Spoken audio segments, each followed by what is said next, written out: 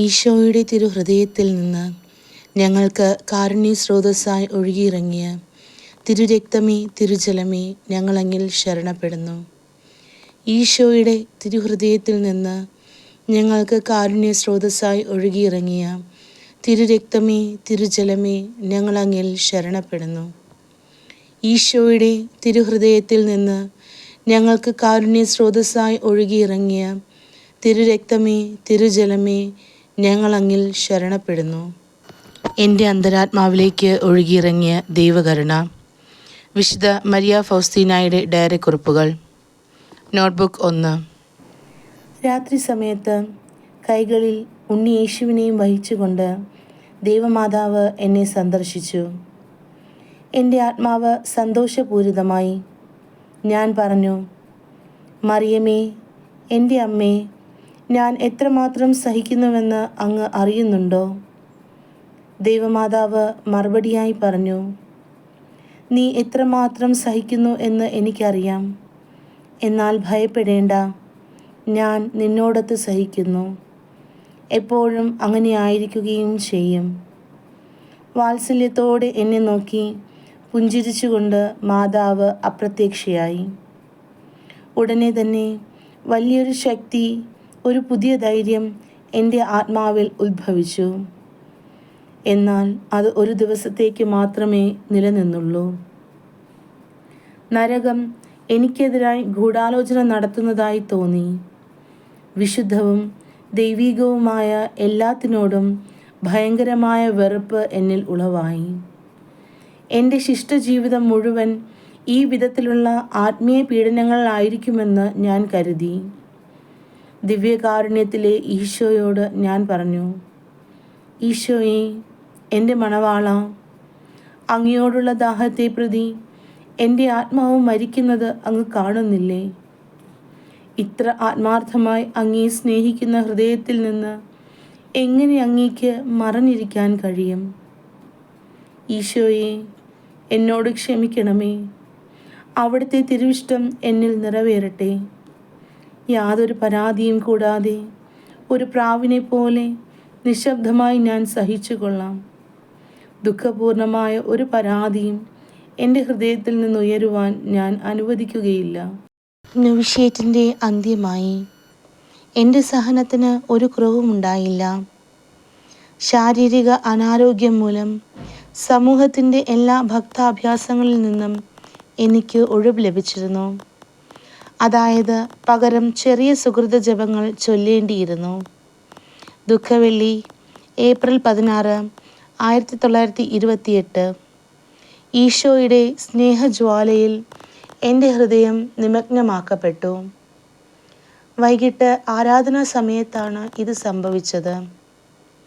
പെട്ടെന്ന് ദൈവസാന്നിധ്യം എന്നെ ആവരണം ചെയ്തു. മറ്റെല്ലാം ഞാൻ മറന്നുപോയി. എനിക്ക് വേണ്ടി ഈശോ എത്രമാത്രം സഹിച്ചുവെന്ന് അവിടുന്ന് എനിക്ക് മനസ്സിലാക്കി തന്നു. വളരെ കുറച്ച് സമയത്തേക്ക് മാത്രമേ അത് നീണ്ടു നിന്നുള്ളൂ. ദൈവത്തെ സ്നേഹിക്കാനുള്ള ദാഹം വളരെ ശക്തമായ ഒരു അഭിവാജ്ഞ. ആദ്യത്തെ വ്രതവാഗ്ദാനം. ആദ്യത്തെ തൽക്കാല വ്രതവാഗ്ദാനം ഏപ്രിൽ 30, 1928.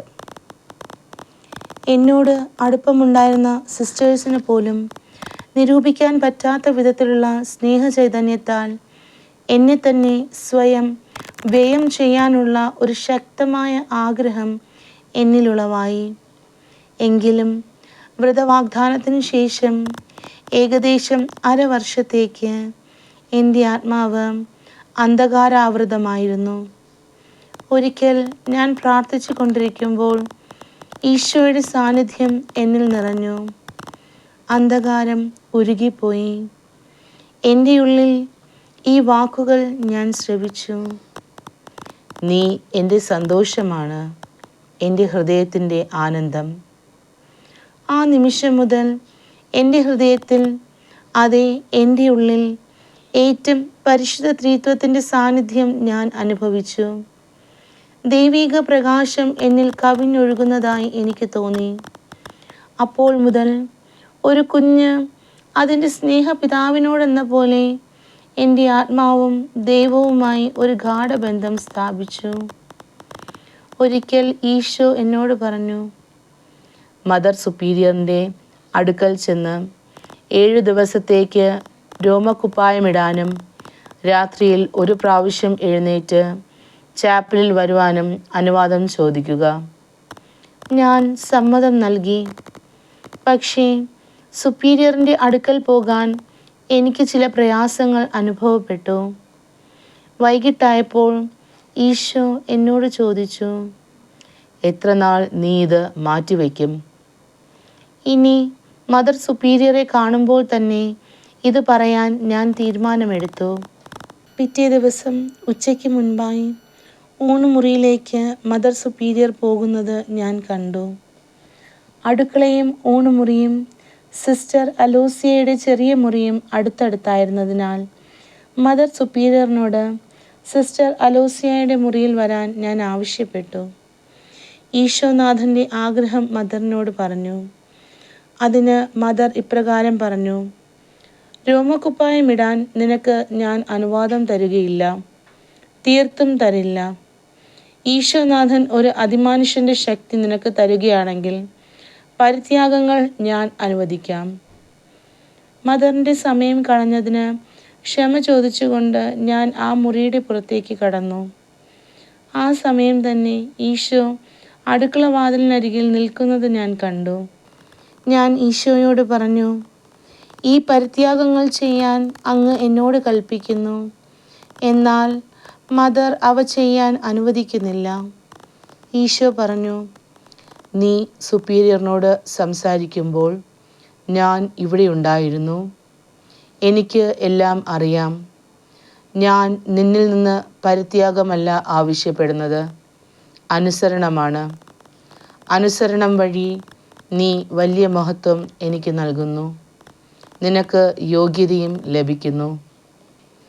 മഠാധിപരിൽ ഒരാൾ ഈശോനാഥനുമായുള്ള എൻ്റെ അടുപ്പത്തെപ്പറ്റി അറിഞ്ഞപ്പോൾ ഇതെല്ലാം എൻ്റെ മിഥ്യാധാരണയാണെന്നും സഹോദരിയെപ്പോലെ പാപിയായ ആത്മാക്കളോടല്ല വിശുദ്ധരോട് മാത്രമേ ഈശോനാഥൻ ഇപ്രകാരം സഹവസിക്കുകയുള്ളൂ എന്നും എന്നോട് പറഞ്ഞു.